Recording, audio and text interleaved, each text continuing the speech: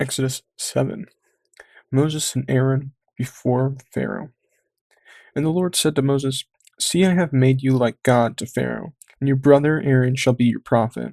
You shall speak all that I command you, and your brother Aaron shall tell Pharaoh to let the people of Israel go out of this land.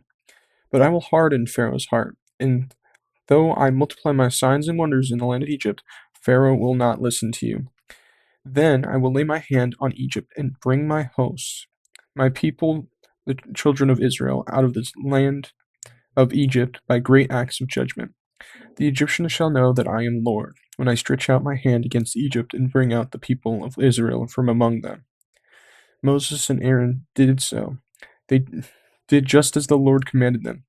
Now Moses was 80 years old, and Aaron 83 years old, and they spoke to Pharaoh.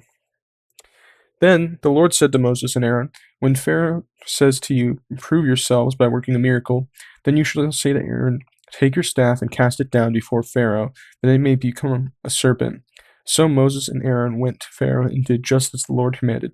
Aaron cast down his staff before Pharaoh and his servants, and it became a serpent. Then Pharaoh summoned the wise men and the sorcerers and the magicians of Egypt also did the same by their secret arts. For each man cast down his staff, and they became serpents, but Aaron's staff swallowed up their staffs. Still, Pharaoh's heart was hardened, and he would not listen to them, as the Lord had said. Alright, so when God says he will stretch out his hand against a nation, that usually is a symbol of like divine judgment / punishment. And it's seen a lot through Isaiah. The Egyptians will eventually know God's name. When it says the Egyptians will know that I am the Lord, it uses the name that God gave Moses, so they will know my name. Aaron's staff becomes a serpent. So Aaron's staff is thrown down and it's turned into a serpent. And also the magicians of Pharaoh, theirs also become serpents, but Aaron beats theirs. Both Aaron and Moses do miracles. So God uses Moses as sort of like a middleman, and Moses will be like God, quotes, to Aaron, and Aaron will be his prophet. Alright, the first plague, water turned to blood. Then the Lord said to Moses, Pharaoh's heart is hardened. He refuses to let the people go. Go to Pharaoh in the morning, as he is going out to the water. Stand on the bank of the Nile to meet him, and take him in your hand the staff that turned into a serpent. And you shall say to him, The Lord the God of the Hebrews sent me to you, saying, Let my people go, that they may serve me in the wilderness. But so far you have not obeyed. Thus says the Lord, By this you shall know that I am the Lord.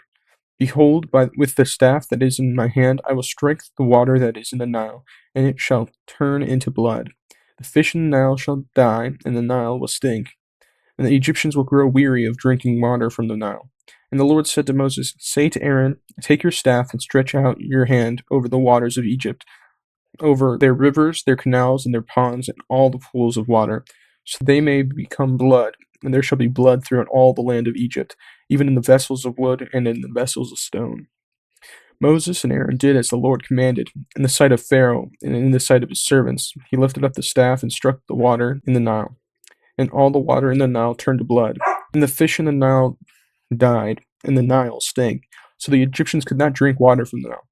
There was blood throughout all the land of Egypt, but the magicians of Egypt did the same by their secret arts. So the Pharaoh's heart remained hardened, and he would not listen to them, as the Lord had said. Pharaoh returned and went into his house, and he did not take even this to heart.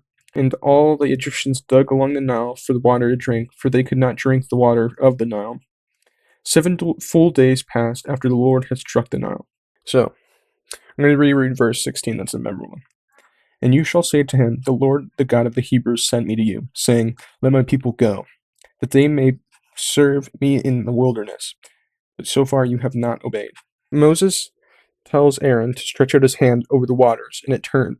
But, this is kind of note, Aaron struck the water. The magicians did also turn the water into blood. Now, I like how the Prince of Egypt, the movie, shows this. They show it as they just use dye, or it doesn't say that specifically in the text, but I just like that interpretation. And the Egyptians had to make a filter of water. They had to dig out along the side of the Nile River to make it drinkable. Alright, that's the end of the video. Subscribe. Remember, I have a Discord server, so you can join and talk anytime.